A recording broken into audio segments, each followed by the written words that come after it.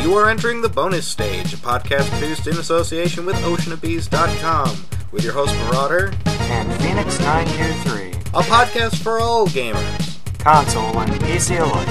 Welcome to Bonus Stage. Hello and welcome to Bonus Stage, a podcast produced in association with oceanofbees.com. As always, I am your host Marauder. And I'm Phoenix923.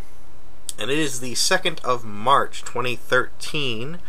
We're recording this rather late in the day, so this might be a short one, but I wanted to get this out because there's two particular topics I want to talk about.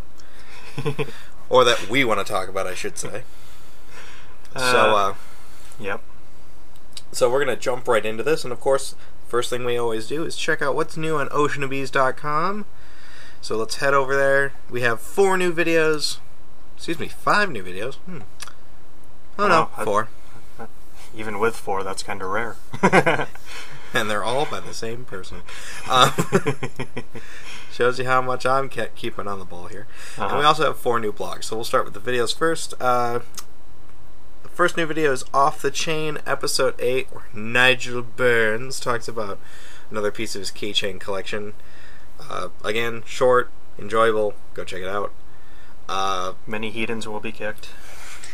Yes, many heathens will be kicked.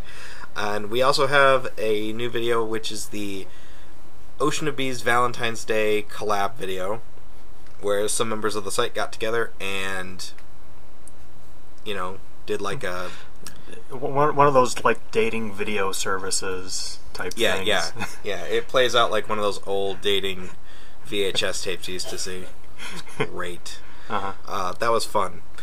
Let's see. The next video is the PC Game Inspector's review of the game Pony Love.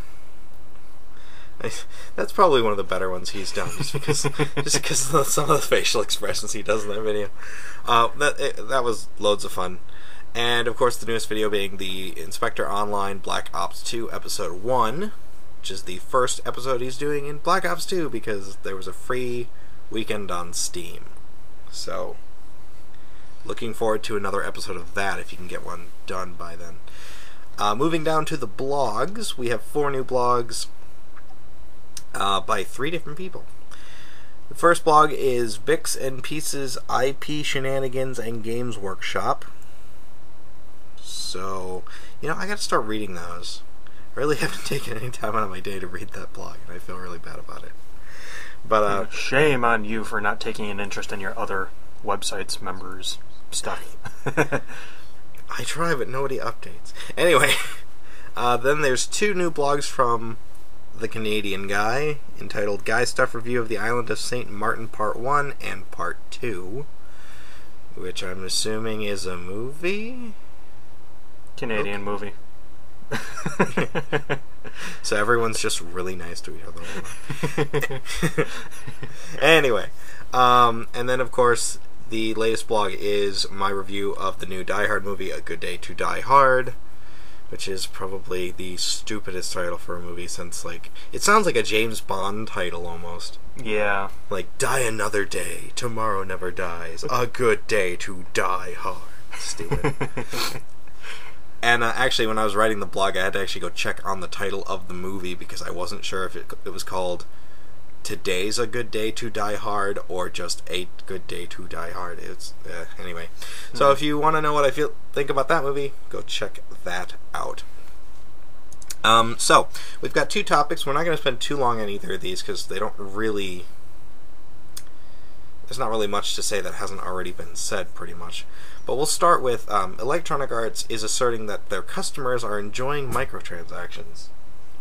And by customers, I mean the little 12-year-olds that have their mommy and daddy's credit cards that are just buying up stuff. Yep, pretty much. Now, we mentioned this in the previous episode where they were implementing a microtransaction system into Dead Space 3, and now apparently that was really successful. So they are implementing it in every single game they're putting out going forward. We need more money. So every Madden game, what else does EA do? Mass Effect 4 is going to have a microtransaction probably, well, most likely. Every BioWare game, and whatever else. Does that mean that Need for Speed and Burnout as well? Oh yeah. The only things that are gonna ruin those games. I know, they were perfect. Damn it. Anyway. Well, what are you gonna do? Besides not buy them. Ever. Yeah, but I love Burnout. I do too, I feel your pain, I really do, but this is just something EA's gotta learn to live with, because they're gonna lose so many customers over this. It's not even funny. Yep. Anyway, this is an article on the escapistmagazine.com written by Marshall Honaroff. I think that's how you spell his name. There'll be a link to this in the description of the video. But basically, EA says, we are building into all our games the ability... Or actually, who's saying this? This is Blake Jorgensen, the CFO of EA, who's saying, we are building into all our games the ability to pay for things along the way, to get a higher level, to buy new characters, to buy a truck or gun, or whatever it might be. And consumers are enjoying and embracing that way of business. Uh-huh. So in other words, instant gratification, and no one's actually earning anything anymore. They're just buying their way through. You know, I heard a lot of people say that the Dead Space 3 microtransaction was blown way out of proportion, because you can still play the entire game without ever spending any money. Yeah. And that's fine, but the author of this article also brings up the developers could start tweaking game design to accommodate the microtransaction. The next console generation is going to be an interesting one. Well, yeah, that was something that we brought up last time, too, where we were saying how the publishers could probably, well, either the publishers or the developers, could basically make, you know, say for Dead Space 2 or 3, make it to where it's really dull and boring to grind for those resources, and then people will just get sick of it to where they'll just buy it anyway. Yeah, they make the microtransaction more attractive, basically. Instead of, you know, actually playing the game. Now with Dead Space 3, it's not really that bad, from what I've heard, and plus there's an exploit that people found out anyway, which the EA said they're not going to patch. So, whatever. But still, the main point is that, yeah, the developers and the publishers could push the developers to make these specific parts of these games just something that players don't want to go through. They could make it more of a chore. Yeah, they'll make it more of a chore so that they can just go and buy their way through it instead of having to deal with it. Right. Obviously, I don't support microtransactions in this kind of game. Like, oh no. Within the mobile realm, it's fine with me, because that's how they make their money. And especially the free-to-play model. Yeah. No, I have no problem with it in free-to-play, because that's their way they make their money. But when you're putting it in a $60 retail game, yeah, or if you bought the collector's edition, God forbid, and spend like $120 and up, and you're still being... And you're still spending money on it after you bought it, you know. Now, granted, if they go forward like they did in the Dead Space 3, it won't be required, but it will be optional. I don't know. I just don't know how I feel about this, really. It seems so underhanded and unnecessary. But anyway, so... Because, you know, they're not making enough money at Battlefield. Yeah, so Battlefield 3 and Madden. So they need more money. Because they're putting so much money into Madden's roster updates every year. Uh-huh, yeah. Yeah. What's this guy's stats this year? By the way, here's a little note for people who buy sports games. If you wait a year, that version's going to drop to $5. just throwing that out there. Like, if you wait until 2014, the 2013 Madden's going to be $5, and you can buy it and have fun with it. If you like sports games, fine. By all means, play them. I don't care. If that's what you like playing, play them. But why are you spending $60 on something you don't have to spend $60 on? You're basically getting a roster update for. You know, at least when we buy games like, you know, general games, the price kind of goes up and down a little bit at a time. Or if it's a Mario game, it just never drops in price. But, like, the sports games have a guaranteed shelf life of, like, 9 months before they plummet in value. Yeah. So why are you, why don't you just wait and then buy it and then play it? It just not to mention they have no resale value whatsoever. Oh yeah. So when you go to trade it in, you get like maybe 50 cents for it. You take it into a play and trade or a GameStop, and they just look at you and go, "I'm sorry, we have too many of these." I will give you 1 cent. And with our 50% trade-in credit right now, that's 1.5 cents. But anyway, I just hope they don't go overboard with this. I really hope it doesn't start to hurt the games, because there's a lot of games EA makes that I actually really enjoy. Granted, I haven't bought an EA game in a long time, ever since actually they started Origin.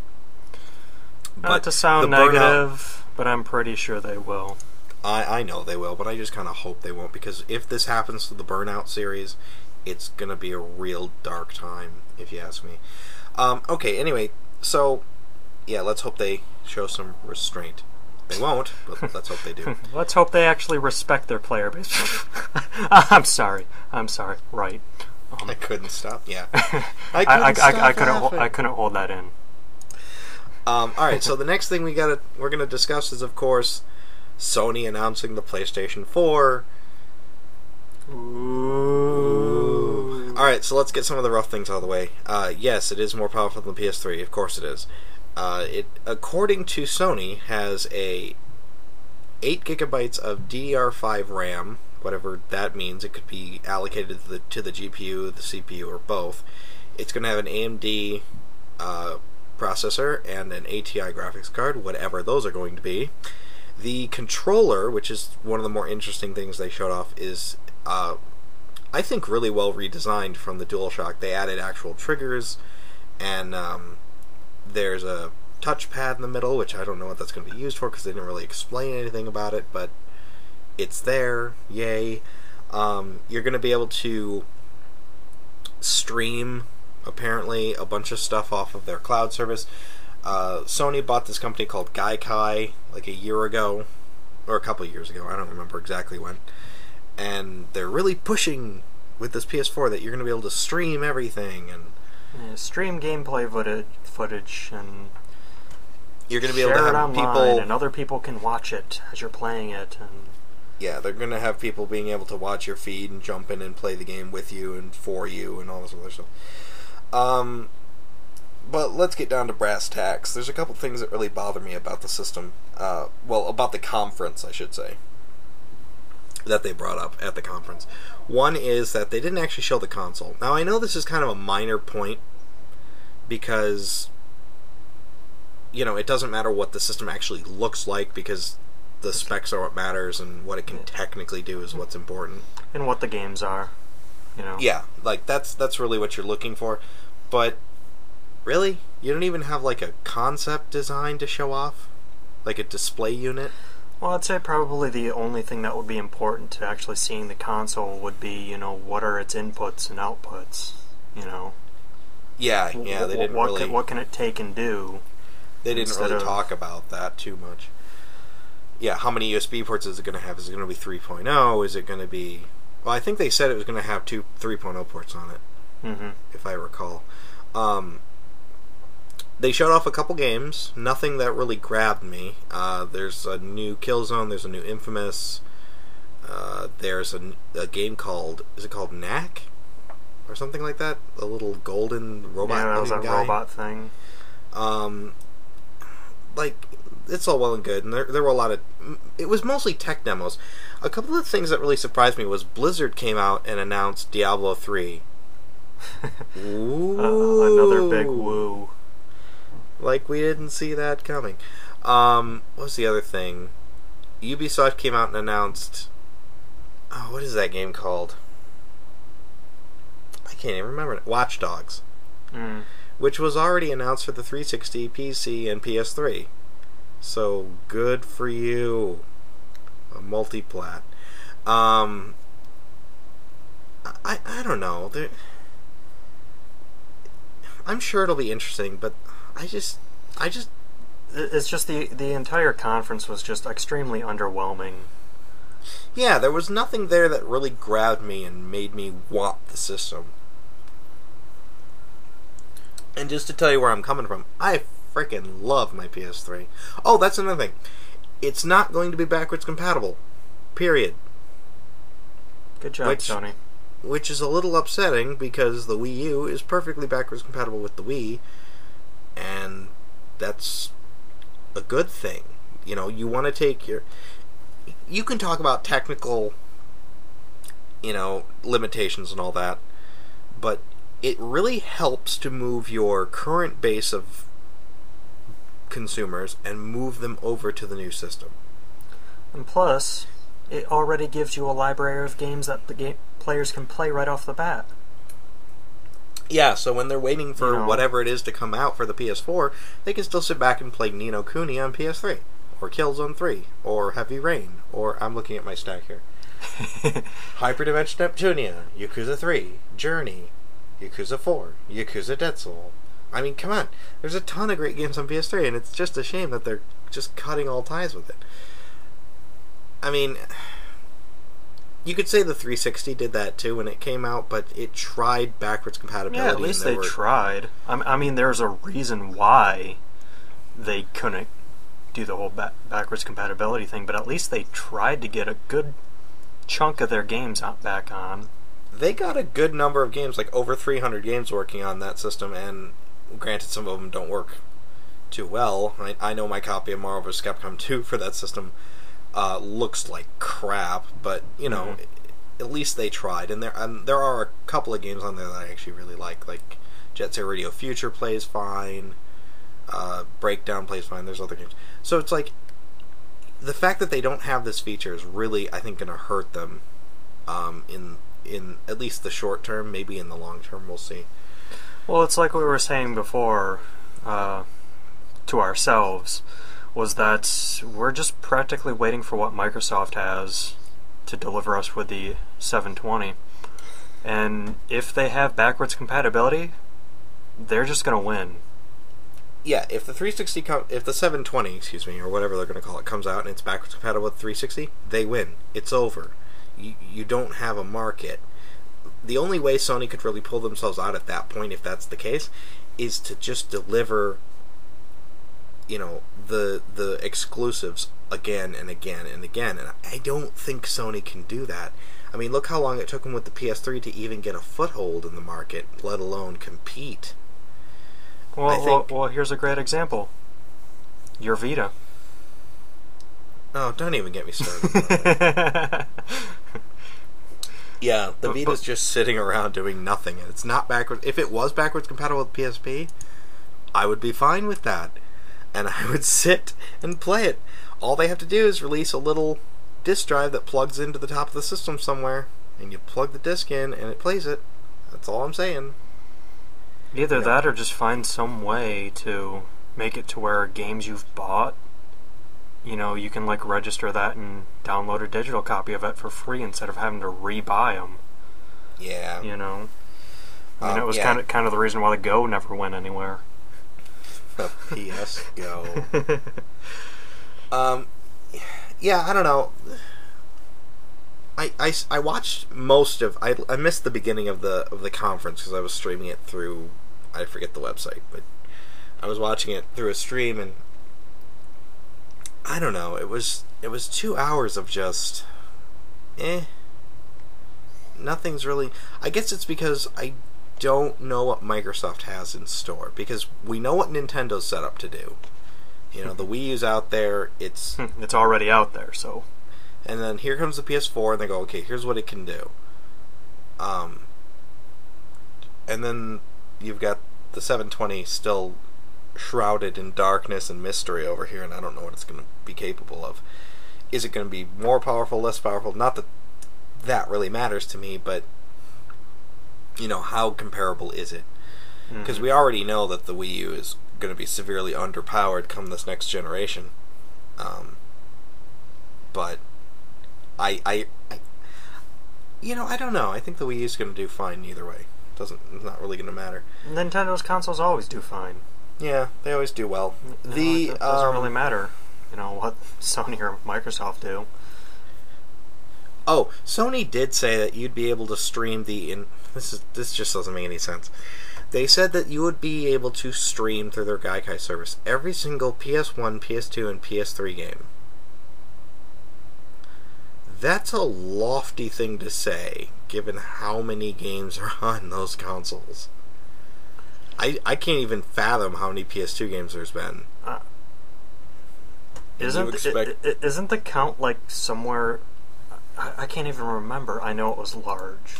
Let me Google that real quick. How many PS2 games are there? Because it was a lot, and I remember you asked me one day, you're like, I probably have a good chunk of it, and then I looked it up. No, you have nowhere near. And no, I said I had a good chunk of it, given the fact that I bought it so late. Mm-hmm. I never said I had a good chunk of it. That's just terrible. Let's see. Oh, I put PS3. I meant PS2. Just have PS3 on the brain, huh? 1,850. So that on top of all the PS1 games and... Yeah, how many PS1 games are there? So, because I completely actually didn't care about the stream and I only watched that abridged version you found, what are they going to do? Are they going to do anything with the PS3 with that? I don't think so. I'm sure they'll support it because Sony has a really good record of supporting the systems for a couple of years even after they launched the new one, because the PS2 was still selling well into the PS3's life cycle. Yeah, I know, but I'm talking about, like, anything that the PS4 can do with the PS3. Because, I mean, I don't think they would, because I don't think they'd be able to actually support a download service for that, a digital download service for that, because their games are just so huge. Oh, no, they're not talking about downloading. They're talking about streaming. So, you're basically going to be streaming those games through your console to the TV from whatever service that is? Right, from the Gaikai service is what they said. So imagine it's like OnLive. You don't own anything. There's no physical anything. It's all just in the cloud. It's like the OnLive gaming service was. So you're still like basically paying for a rental period type thing? Well, I don't know how they're going to really handle it because they didn't go into it too much. They just kind of mentioned it and then was like, yeah, you can do it, but they didn't really go into detail. We were talking about this a couple days ago, and I'm theorizing that when you put the PS3 disc in the PS4, it's going to read what the disc is. Like, say I put Ni no Kuni in. So it reads the disc and says, okay, this is Ni no Kuni. I can't play this, but I can stream this from the service. So it goes out to the service, grabs the Ni no Kuni, and starts to stream it. Yeah. Obviously, all your saves and everything would also be in the cloud then, but, that's how I think that would happen. Because otherwise... it's just we're still treading on this territory that everybody has internet. Actually, there was an interesting article about I forget who said this, but somebody who works at Sony was basically talking about why they're still going with the Blu-ray disc format for the PS4. Why not? I don't see a problem with it. Yeah, I don't see a problem with it either, but the reason he said is because in Europe, he says that basically the world is not ready for an always-on online console because in Europe there's a lot of places where the internet just isn't very good yet. And exactly, same in the US. And he said there's going to take... Yeah, same in the US. I know friends of mine who still don't have decent internet. But basically he was saying that... so that they're basically... the way he was saying it sounded like he was really upset. It's weird.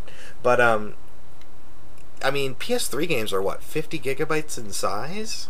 Some of them? Could be up to that much. Yeah, so let's assume they're 30, for argument's sake. 30 gigabytes? Are you kidding me? I mean, Steam gets away with it because the games are at least, 8 gigs or below usually. Some are more, but... Yeah, but the thing is that, me, I have a 20 megabit, download speed, and I think the largest game I have is... Well... Is it Skyrim? It's probably Skyrim. Probably, but I have a backup of that. No, I downloaded another game that I didn't have a backup of when I just completely reset it. I think it was like... Oh, it was Warhammer Space Marine, and that game is like close to 10 gigs. And that took me like 2 hours to download. Yeah. So you'd take that and multiply it by 3. You know, if you have like my speed or equivalent, you know, that's still 6 hours of your time. Not to mention people who have less than that. You know. Sure. I mean, I have 12. Well, I've clocked it at 10. It's supposed to be 12, but let's say 12. Mm-hmm. And so, yeah, it would take me even longer. So, you know, I don't know why they're so against, like, physical copies and stuff. It's to save money, that's all it is. Well, I was thinking about this. Not only is it to save money on the actual production of the game, but it's also to save money on the stores. Because when a store gets a game, after a certain period of time, they're allowed to do with it whatever they want. So they could dump it, like, let's say a game doesn't sell, and so they've got 1,000 copies of something. I don't know. Mm-hmm. So they throw it in a discount bin for $5, and they just sell it to get rid of it, to get the stock out of the store. Well, you know, then they have to give a portion of that sale to the... I don't know how it technically works, but, you know, the stores are in control of how to price the goods, and I don't think that's what they want. I think Sony and Microsoft, Nintendo, whatever, want full control over how to price it, when to put it on sale, you know, how to go about it, and digital makes it that way. Still can't compete with Steam, though. No, Steam has sales like every other Tuesday. Steam has sales every day. I was gonna say, there's always a daily deal, and there's a daily deal. There's always a green light. There's always a midweek madness or a weekend madness going on. It's crazy all the time. It's nuts. But yeah, so I think that's why they're really pushing for the whole digital thing rather than physical, just because they don't want... They want full control is what they want. It's not about what's best for the consumer. It's not about... They just want a bigger slice of the money pie. Right. They want a bigger piece of the pie chart. If they can increase their share of something by even a point of a percentage, they do it. Mm-hmm. So, you know... But like I said, going back to the PS4, as the conference presented it, there's really nothing there that makes me excited. Like, when the Wii U came out, they had all this news of all these games that were coming out that got me excited. Like, there's going to be Bayonetta 2, and there's Pikmin 3, and there's the new Mario game, and there's... Granted, it's a new Mario game, so don't get too freaked out. But it's like, you know, there's a lot to look forward to on that system. And the PS4 came out, and it's like Killzone, Infamous, and what else? Diablo 3. Yeah, and Diablo 3. Whoop-de-doo. And something from Square Enix that they're going to announce at E3. Yeah. that was insulting. You know, I hope it does well and all, but I think they're really shooting themselves in the foot, not being backwards compatible out of the box. I think they're trying too much too soon, but you know, I'll wait and see. And just to clarify, Phoenix, how big of a Killzone fan am I? Pretty big one. Yeah, I freaking love Killzone, so it's like up there with Fear. For me, anyway. Yep. So, and Fear is my #1 first-person shooter of all time ever, period, done, no discussion. Same here. And Killzone 1, 2, and 3 are all up there. So, you know, don't attack me saying I'm you know, against Sony. I'm not. I have a Vita, I have a PSP, I have a PS2, PS1, PS3, everything. I have a Blu-ray player made by Sony, god damn it. It's right there. So it's like, I'm not against them. I just don't see... I guess I'm leery about what this is going to do for the market as well as how the system's going to perform. And like I said, I think not being backwards compatible out of the box is really going to shoot them in the foot. Even if it's just through emulation, even if they could find a way to do it through emulation. Yeah. Or something. I know it's costly, and I know it's not exactly 100% accurate most of the time, but at least it's something that the players can do while they're waiting for those big exclusives to come out. Yeah, but exactly. But it being backwards compatible means that there's stuff they can play right off the bat, waiting for new stuff. Like when I got my 360, I got it pretty early, and there wasn't a whole lot coming out at the time. So while I was waiting for Gears of War, I was playing Halo 1 and 2 because it worked on the system and it played really well, and I still really liked those games. So, and that really helped kill time until Gears of War came out, or a whole bunch of other stuff on Xbox. So, I don't know. We'll see. But so while I'm cautiously optimistic, but I think I don't really. It's an interesting strategy they're going for. I'll put it that way. Just have to see how it's going to play out. Just one thing that I do want to bring up. So how many console revisions do you think they're going to have? Oh man, how many did the PS3 have? Like 7 or 8? A lot. It had a lot. The 360 had a couple too, but it was mostly functional. It was like 2 or 3, No, they had like 5, because there was one that, like, just the white model had like 5 revisions. Because they added, they built in the optical audio, and then they added in the HDMI. But they didn't change the system's functionality. Whereas the PS3, they took off backwards compatibility, then they put it back in as emulation, then they took that out, and, Mm-hmm. I just find it strange that only PS1 games work in it. I know, that's so weird. It's just down the road, the PS5 is going to come out and be like, okay, we can play PS3 games now. We can play PS2 games, but not PS3 or 4. Yeah. And PS1, do you still have those lying around? Oh, dang. But yeah, so it'll be interesting to see what happens, but I'll tell you one thing, I'm definitely getting a Wii U. Oh, yeah. Because looking at what that system is, I'm not a graphics person, so I don't care what the games necessarily look like, but just from what I've played at demo stations and things and what I've seen, it just looks like a lot of fun. It just looks like what a game should be. Yeah, and it just looks like something that would be a whole bunch of fun. It'd just be fun to play. Anyway, alright, so let's move on to our last topic. By the way, people should start asking questions. Anybody who's listening to this, please put a question in the comments. I don't care what the question is, because I just want to do that segment. I think it's a lot more interesting than listening to us blather on and on and on about what we played this weekend. So, anyway, with that being said, let's get into games we've been playing. And I'll let you, Phoenix, go first if you want. Why don't you go first? I always go first. Aw, I like you going. Alright, well, I'll go first. Let's see, what have I been playing? Well, I've been playing a little bit more of Ni no Kuni on PS3. Just to stay on the whole Sony kick for a little while here. And, yeah, it's really good. I'm sure anyone who's interested in this game has looked it up other places, but it's really, really good. I'm about 4 or 5 hours into it, so I'm still not to the part where you start getting the Pokemon things, or whatever they're called. But just Pokemon things. Yeah, the Pokemon. But I will be soon, I hope. Right now I'm just still wandering around as the main character, beating creatures with sticks.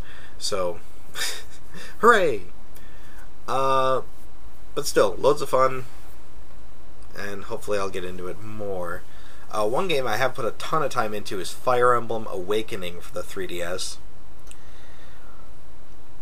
This is by far the best Fire Emblem I have ever played. And I've played quite a few of them, so it's probably the best one they've put out, and it's one of the few games on 3DS that I think is legitimately a system seller. Like a game that people can go to and say, yes, I need that game. This is a must-have for the system. It's incredible.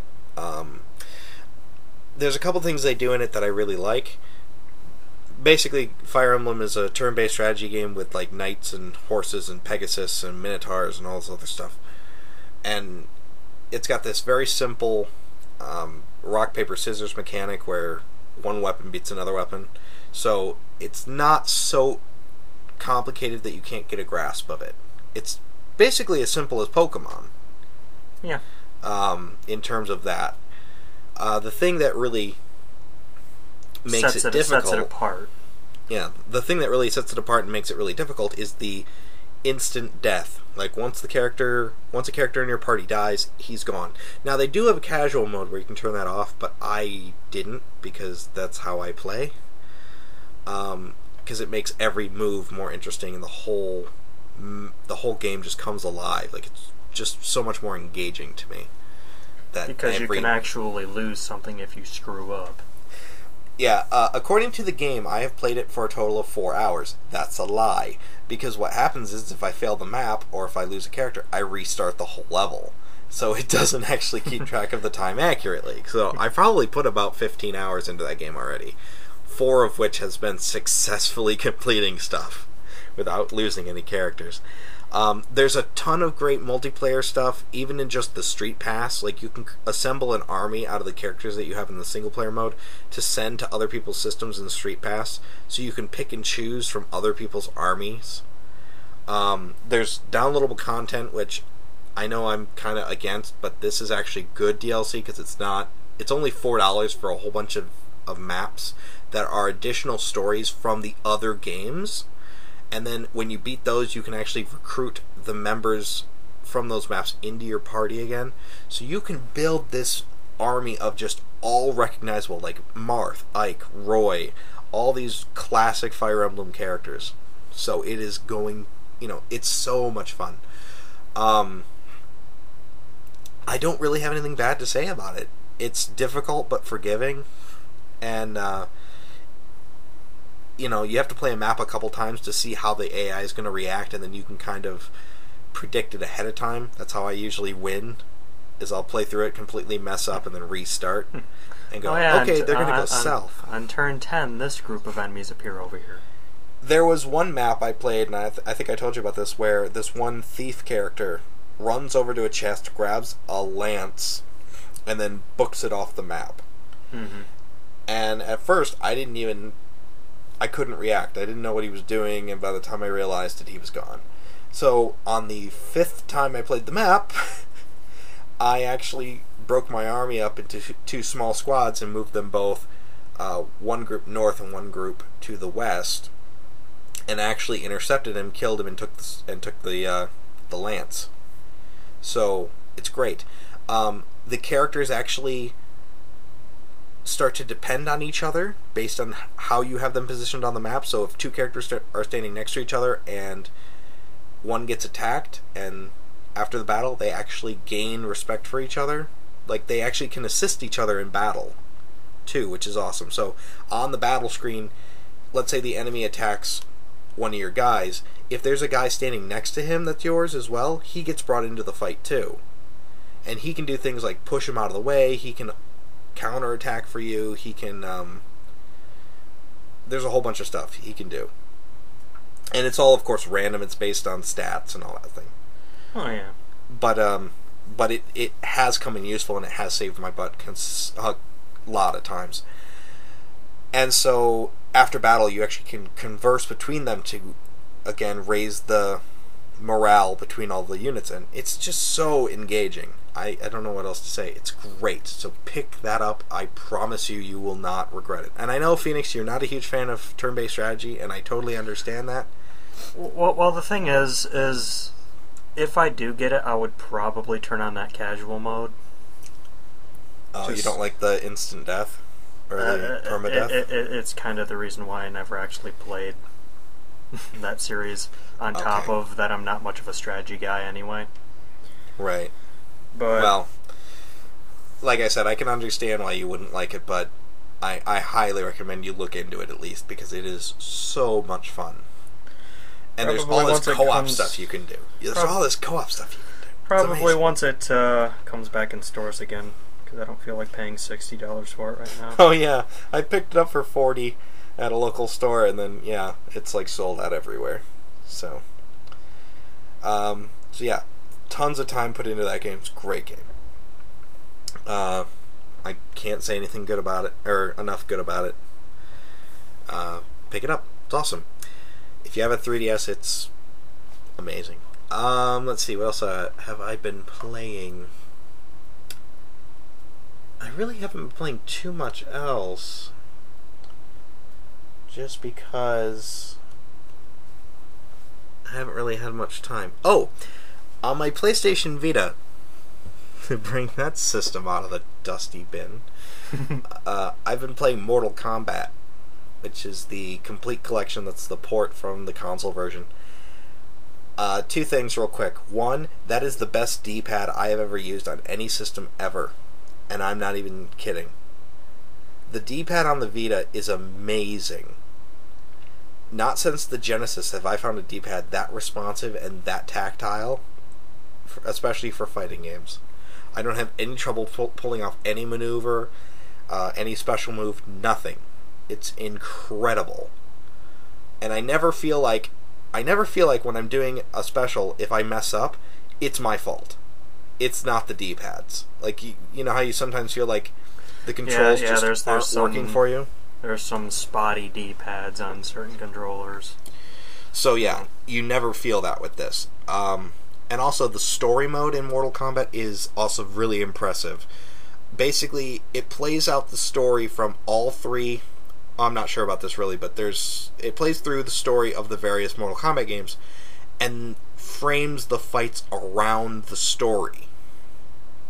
So, like, there's one part when I was playing as Sonya Blade and she was trying to get Jax out of prison, and as she's dragging him across this bridge, I think it was Katana and I forget the name of the other girl, Melina, I think, come to stop her, and that's the fight. Is you playing as Sonya Blade fighting the two other characters. And then once you beat them, the story continues. So, it makes you really, I won't say care about the characters, but you're at least engaged in the story.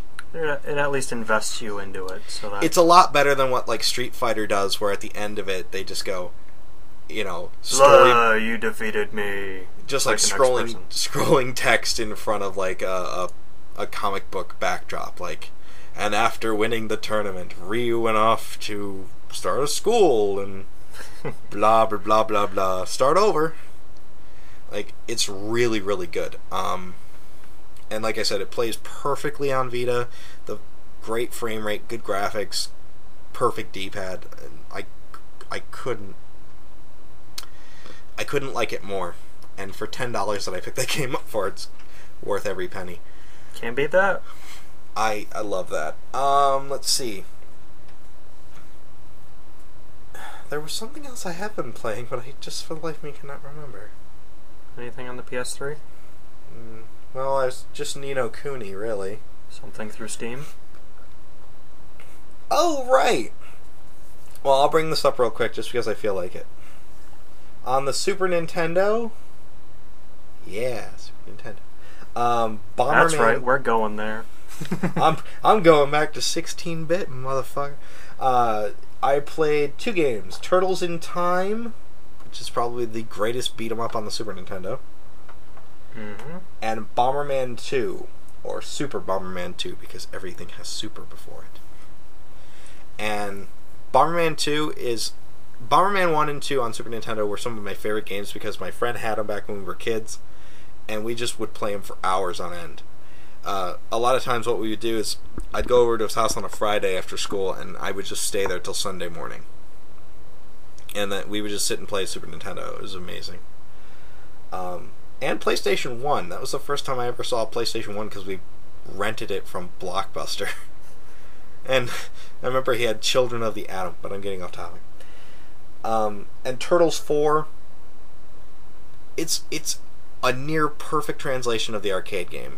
It's really impressive what the Super Nintendo was capable of doing. Like, you look back on it, I don't want to get all, like, nostalgic here, but you look back on what the Super Nintendo was capable of doing, and especially in the later years, the Genesis just kept falling behind. As much as I like the Genesis, the Super Nintendo was just beating it with a stick near the end of the whole lifespan there. Because you had near perfect arcade translations of Turtles and Super Street Fighter, and even games like Sunset Riders and Knights of the Round just looked and played almost identically to their arcade games, and it was amazing. Let's see. Well, I guess the last thing I'll bring up, it's not the last thing I've been playing, but the last thing worth noting, is a game called Inversion on Steam. It's also available on PS3 and Xbox 360, but I picked it up on Steam because through an Amazon sale that Phoenix made me aware of, it was like $3 or something like that. Yeah, it was like $3.70. Yeah. It's a shooter. It's a cover-based shooter, kind of like Gears of War, I guess, where you play as two police officers who find themselves in the midst of an alien invasion, and they get captured and put in this like internment camp kind of thing, and then they break out and they find these anti-gravity suits, and that's where the game really starts picking up. Is you have the ability to actually shoot gravity beams at people that change the gravitational forces around them. So if a guy's hiding behind cover and you can't shoot him, just shoot the gravity beam at him and he lifts off the ground and then you can take him out. And there's more than a couple times where when I do that, the enemy will actually hold on to the cover so that he doesn't fly away. Mm-hmm. And not to mention they have enemies that can do that to us as well, so yeah, not to mention that they, you know, you get a taste of your own medicine sometimes, and it can really screw you over. The guns all feel really good. The graphics are nice. The only thing I can't stand in it is we seem to be having some connection issues, at least whenever I'm hosting the game, because there's a co-op mode in it, which is why we both bought it. And whenever I host, for some reason, the game can't keep track of where Phoenix is, so his character will just be running into a wall. Yeah, and then on my end, I would be just sitting here unloading on a guy and nothing would happen to him until like 5 or 6 seconds later. Yeah, like the game, like I said, it's just not syncing up properly. Right, but when Phoenix is hosting, it's perfectly fine, which is really strange. But still, it's got more personality to it than most other shooters do. I find the story, well, cheesy. I mean, it is very Independence Day-esque. It's way overboard, but that's kind of part of the charm of it. Like, it's so cheesy, it's great. The addition of the gravity weapon is unique, at least, and opens up whole new ways of thinking about level design. Granted, I haven't seen it implemented all that well, but at least it's something new that I haven't seen in a game before. It's an interesting thing to play around with while you're taking out the other guys. Yeah. And yeah, it's just I think it's really well put together. I think it's pretty well paced, because we got a couple chapters into it, and I really want to go back and play it some more. But yeah, I would recommend that to anybody who likes shooters, especially for the price. I mean, if you can pick it up on Steam, or I think it's even a little cheaper on the consoles as well now. Mm-hmm. It's worth looking into. I don't think it's gonna like blow you away or anything, but it certainly is pretty solid, and it is enjoyable in its cheesiness. And it's nice. By the way, the environments are appropriate, at least in this regard. It's not like Call of Duty where everything is half destroyed for no reason. I mean, I guess it is a global alien invasion in Gears of War as well, but you get kind of bored of seeing browns and grays all the time, whereas in Inversion, you're actually walking through some really colorful environments that just happen to be half destroyed. The destructible environments! Yes. Are really, really good in that game.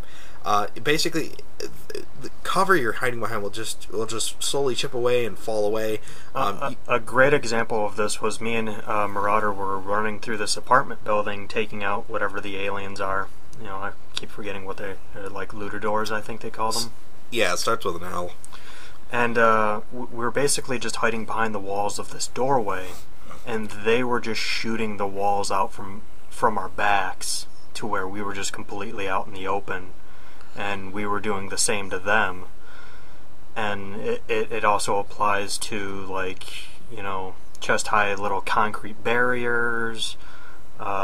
Just really anything can get destroyed. So you really can't rely on that cover all too much. Which, not to mention... Which is great, because it's constantly keeping you thinking to, you know, oh crap, this cover's going to go away, where can I move to next? All the while, you know, trying not to get shot.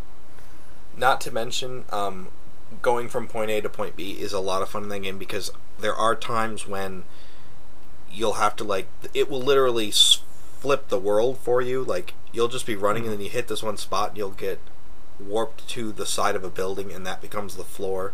So you're actually playing technically sideways on a building shooting. It's just really intriguing how the level design is laid out and how it plays out. At least in comparison to other shooters like a Killzone or a Gears of War kind of game. So, you know, overall, not the best shooter I've ever played, but it certainly is engaging, and I want to play more of it, which is more than I can say for Gears of War, which I've never finished. So, I think that's about everything I've been playing, at least for the most part. Lots of Fire Emblem, basically, is where all my time has been going. So, I will pass it off to you. Alright, well, the main game that I've been playing most is Kingdom Hearts Dream Drop Distance on the 3DS, because I am a Kingdom Hearts fan and I have to own every game. Don't know what I'm going to do with Kingdom Hearts 3 coming out, because I'm probably going to have to get a PS3 or a PS4 whenever that happens. But, yeah, when was that actually announced? Was it announced? 3? Yeah. Pretty much once, like, 2 was done, because if you get 100% completed in the PS2 ones, they basically have a little video animation showing a hint of what the next game story kind of will be.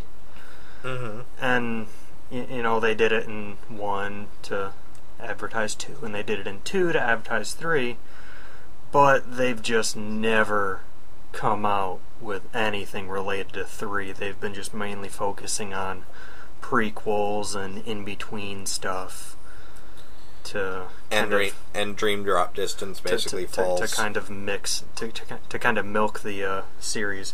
But Dream Drop Distance actually takes place after the second game, so they're finally moving forward, so to speak. But the thing that really draws me to this game is, you know, of course with every type of sequel there needs to be kind of something new to make you engage, to where it's not just the same old thing. And they basically, I would say, changed up the combat mechanics quite a bit. They introduced a new thing called flow motion, which is basically, it's kind of hard to describe. Basically, you can, you know, flip yourself off of walls to go flying from one wall to the next. You can grab onto lampposts to swing around and then just go shooting off at enemies to attack them. And then you can incorporate these. You can slide down rails and things like this. It's kind of all kind of parkour-y, but with like superpowers, because you can fly pretty great distances to the next wall. Right. But you can also incorporate these things, and each one of these different things that you do have their own little special attack that you can use on the enemies as you're coming off of it. And it's great for just moving around levels. I mean, it's completely free moving. You know, it's just liquid smooth moving between levels. Instead of, you know, walking from point A to point B, you're just zooming back and forth, you know, in like little to no time at all. And it's a welcome change for me, because I really... The walking speed is kind of fast, but, you know, not fast enough. I've gotten used to it over the years, but with this whole flow motion thing, on top of me being able to incorporate it into my battles, it's a great way to move around really quick. Another thing that they introduced is a thing called reality shift, which it only happens given specific circumstances.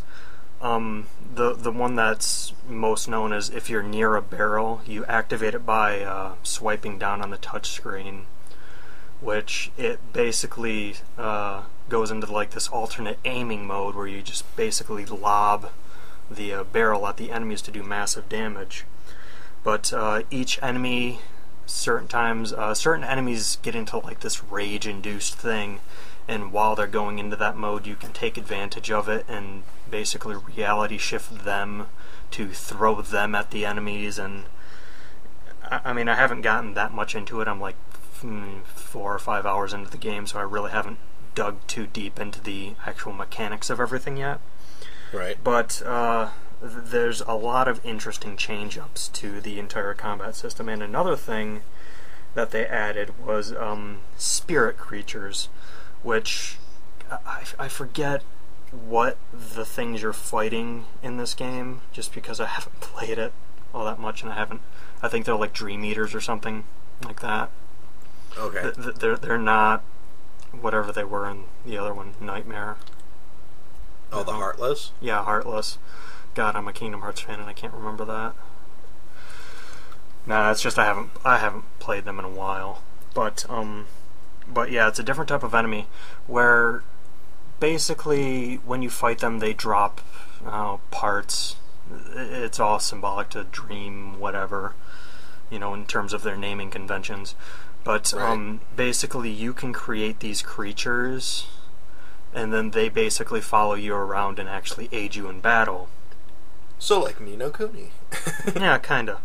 And after you like do enough damage to enemies and whatever, their link meter will fill up, and then you can touch them. You know, on the touchscreen controlled. Don't really like that, but you activate them, and the monsters have their own little specific things that they do. Like the cat creature that you start out with, you basically Sora just starts riding him and just slams the ground, smushing anything underneath him. And Riku's oh yeah, you play as both Sora and Riku in this one. Okay. But Riku's he gets basically imbued with this type of power to where, you know, his attacks vary based on what creatures you do. And then there's also you can also, if two of your spirits have their link gauge full and they're like next to each other in your party, you can dual link them to do an even more stronger, you know, unison attack with them. Okay. And it's varying up the combat quite a bit to where I've never actually felt bored with it. With the other Kingdom Hearts games, I've gotten pretty bored with the combat because, you know, there's nothing really much else but mash A until thing dies. But this... Hit it with the Keyblade. Yeah. And maybe throw a magic spell out once or twice, but this one it's varying it up with the flow motion, the reality shift, and then the spirits, to where I have a variety of ways to dispatch my enemies, and it's just not boring at all. The only thing that I don't like about it is the whole drop system, which it's how you switch in between Sora and Riku. Basically, I don't know, I didn't get a good explanation of it because I'm not that far in, but basically, you know, your characters, you know, get tired, I guess, and fall asleep, which kind of forces you to start playing as the other character, which the other character is like an alternate reality type thing, but in the same area. So you can't see him or hear him, but, you know, he's there type thing. Okay. But basically, you have a set amount of time that you can play as a specific character before it'll force you to drop and switch to the next character. I kind of don't like this because I've ran into a problem where I was in the middle of a boss fight, and of course I wasn't paying attention to how much of my drop meter was left. And practically right before I beat that first boss, which is pretty difficult because I didn't really grind all that much at that time, it all of a sudden I started hearing this beeping, basically signifying that I was about to drop, and I'm like, no, I'm just about to beat this guy. He was difficult. And then it just basically forced me to drop, which then by the time I got back to Sora, I had to practically just fight the entire battle over again. And it's just this whole forced type switch that I don't like. I would have liked it more if the characters could kind of interact with each other. You know, basically, you know, Sora couldn't do this one thing, so then you'd have to switch to Riku to activate something within his side of the perspective, just so that it'll affect Sora to help him through. Instead of this whole forced, you know, you can only play as him for like 5 minutes until you change. I'm pretty sure that that time limit will increase later in the game to where it shouldn't be all that much bothersome. But it's pretty short right at the beginning, and it's just kind of annoying, you know, as it's forcing me to switch between, you know, characters when I'm not done playing as that character at that time. Right. But other than that, you know, it's Kingdom Hearts, all in all. So if you enjoy Kingdom Hearts, I'm pretty sure you're going to enjoy this. If you enjoy any, you know, hack and slash action adventure type games, you're probably going to enjoy this. The only thing with Kingdom Hearts, though, is I recommend playing all of the games. Well, mostly just 1 and 2, because you at least get a good backstory. But yeah, I bought that game too, and I've never played a Kingdom Hearts game. It's literally just sitting on my shelf right now. Well, luckily you can get the first 2 for pretty cheap, so it doesn't. Well, they just announced that they're releasing the first game as an HD version on the PS3. Yeah, their final mixed version. So I might look into getting that. Okay, the next game I've been playing recently is Retro City Rampage. Oh, I just thought of a game I have to bring up, but go ahead. Okay. Basically, it's if I had to describe it, it's kind of like Grand Theft Auto, but on a Nintendo. Yeah, it's like crazy 8-bit open world type game where you got missions and you hijack cars, and it's basically Grand Theft Auto on a Nintendo. Imagine if somebody parodied the first 2 Grand Theft Autos on a Nintendo or like a Sega Genesis, something like that, like very bit graphics. And by parody, I mean there's lots of in-jokes. There are a lot of in-jokes in that game. I mean, I was surprised, like every 2 or 3 minutes I was running into an in-joke, or, you know, something that was, you know, related to an old game like that. Like there's a motorcycle that's a Yoshi, you know, that you can ride around. There's one point at the very beginning as you're running from the cops, you know, as the whole tutorial stage, where the Ninja Turtles will jump out of the sewers and you gotta kill them, you know, type thing. I remember there was... I played the demo on my Vita, and at one point, like, the dog from Duck Hunt showed up for, like, no reason. Yep. Which just kind of made me smile. It's just a bunch of old references, and if you're the type of retro gamer like me and Marauder are, you're just gonna get a kick out of it the entire way. The way I recommend buying it, though, is off of the actual developer's website. While I tout Steam and its sales and everything, it's just a better deal to buy it off the developer's website, because not only do you get a Steam code, but you get a DRM-free copy of it as well by getting it off the developer's website. So that was the route that I went, and, you know, of course I've been just playing it on Steam, but it's nice to know that I have that other extra copy that I can just go and install on any one of my computers if I want to play, and plus it's not intensive at all, so anyone can play it. Yeah, it's not graphically intensive in the slightest. No, but it's just a load of fun to play, and pretty much my nostalgia goggles are going off every now and then. Yeah, you're going to have a lot more fun with it if you know what it's referencing, or if you know what the various things going on are from. Plus, an interesting thing is that they just added, basically they call it the Retro City ROM edition, I think what they called. Basically, the actual developer of Retro City Rampage basically built Retro City Rampage for the NES. He actually was able to program it into a cart to where he could put it in an NES and play. Of course, you know, he ran into issues, and then he just went on to develop it for the computer. But after he developed it for the computer, he actually went back and finished it to a point to where it was playable. It doesn't have any music or whatever, but he actually put that game inside of Retro City Rampage so that you could see what the Nintendo could have pulled off at that time. And I don't know, it's just interesting to play around in. That's, you know, yeah, that's really cool. There's also a short little, I guess I'd call it a documentary of how he did it, and he goes into like all of these things that he had to accommodate for as he was working on it on the NES, and all these little shortcuts that he had to take just because of the limitations on the NES. But he said practically that it would have been playable on the NES if it was released on a cart. And, you know, you can play this within the game itself. So that was really fun to find out. Well, that's just awesome. Mm-hmm. Another game that I've been playing is one that I've been playing on and off quite recently is Cave Story Plus. Now, it's kind of an old game, but not technically. They keep re-releasing the thing. but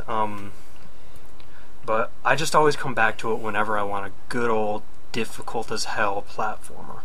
And Cave Story fits the bill every single time. And of course, whenever I play Cave Story, I go for the true ending, which is the hardest to get in that game. Just because it's so much fun. And I always just find myself playing it every now and then. For those of you that don't know, it was originally, well, I don't know if it was legal. I don't know if the original developer just let it go out, you know, free open source type thing. Well, not open source, but just let it be free. I think he did. I think, because I remember hearing about it from, God, all the things, G4 TV, and they stated that it was put out for free by the person who made it. But then it was like one guy. Yeah, one guy worked on the entire thing, and then Aeon Genesis translated it, which was great. If you don't know who Aeon Genesis is, they basically translate a bunch of old, I would say SNES, Genesis type games that were just never released over here. But they translated Cave Story, and that was my first time playing it.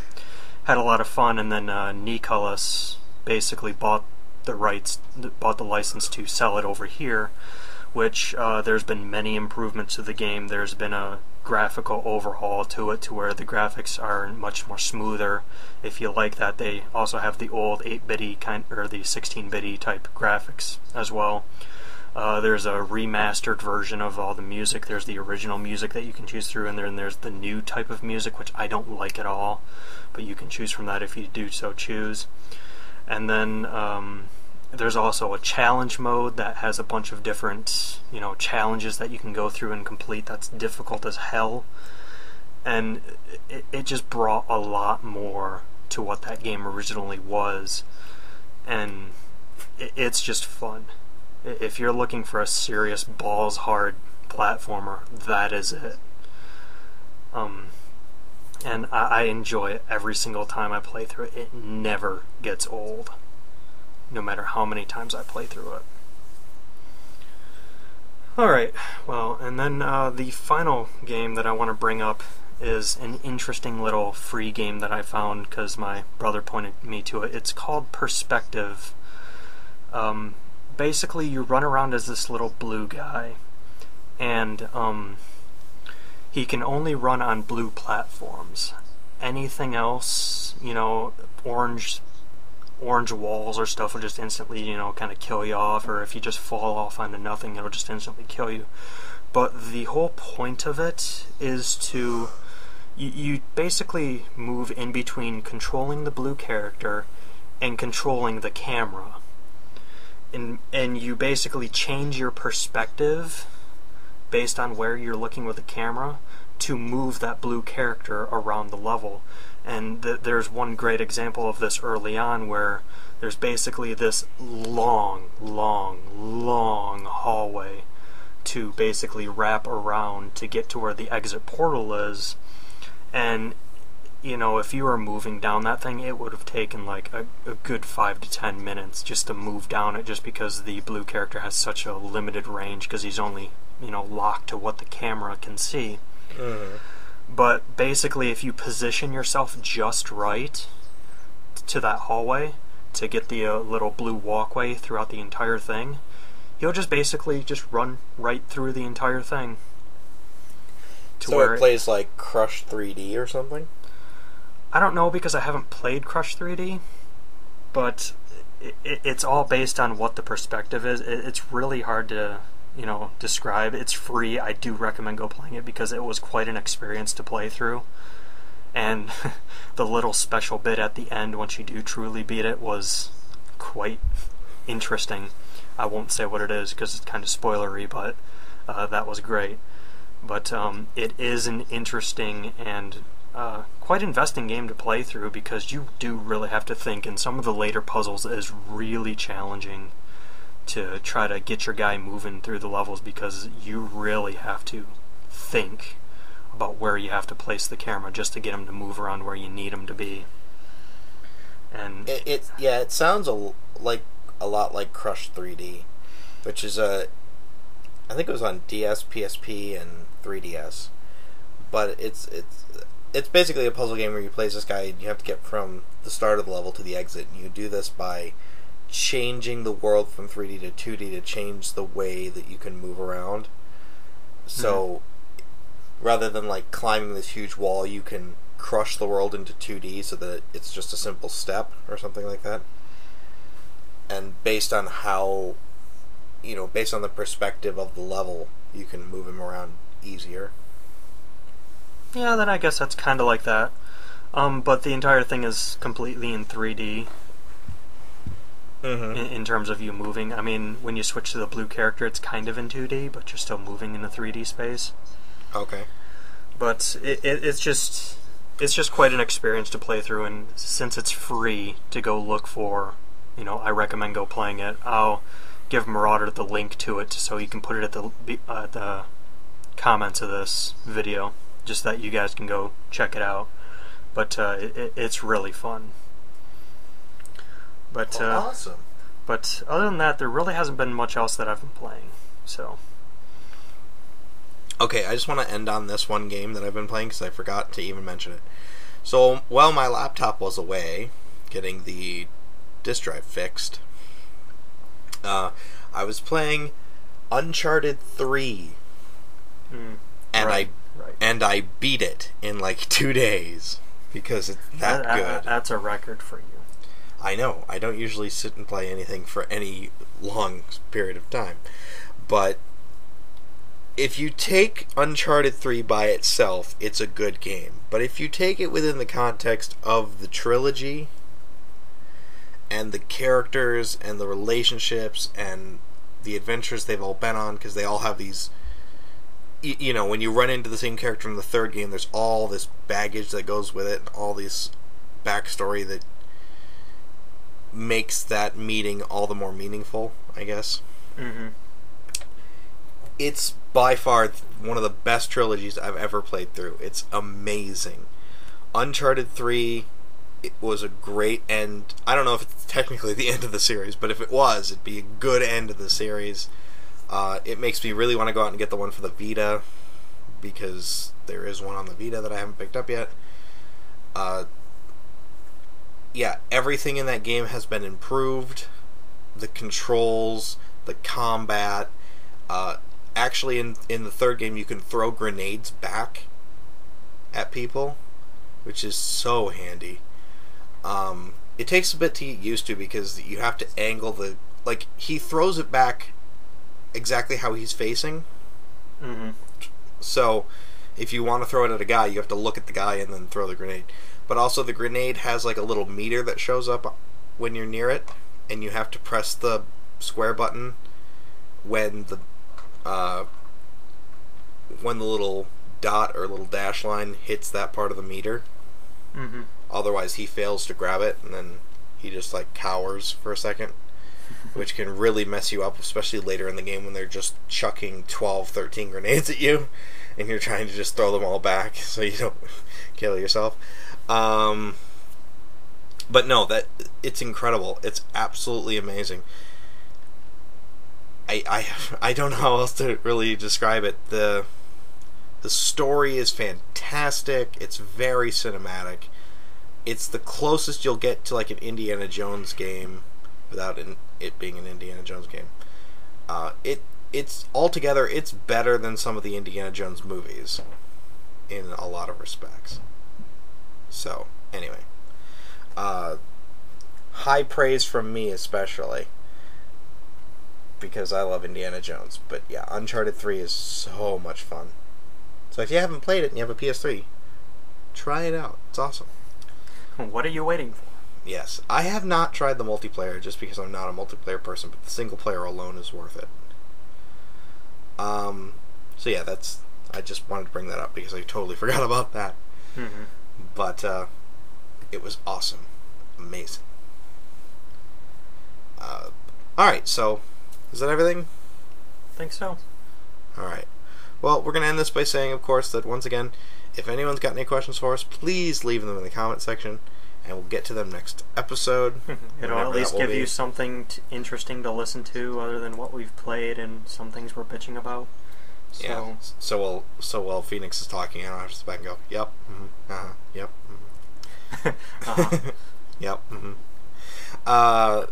So yeah, anything you want to ask, leave it in the comments and we'll get to it. Or you can leave it on the oceanofbees.com forums.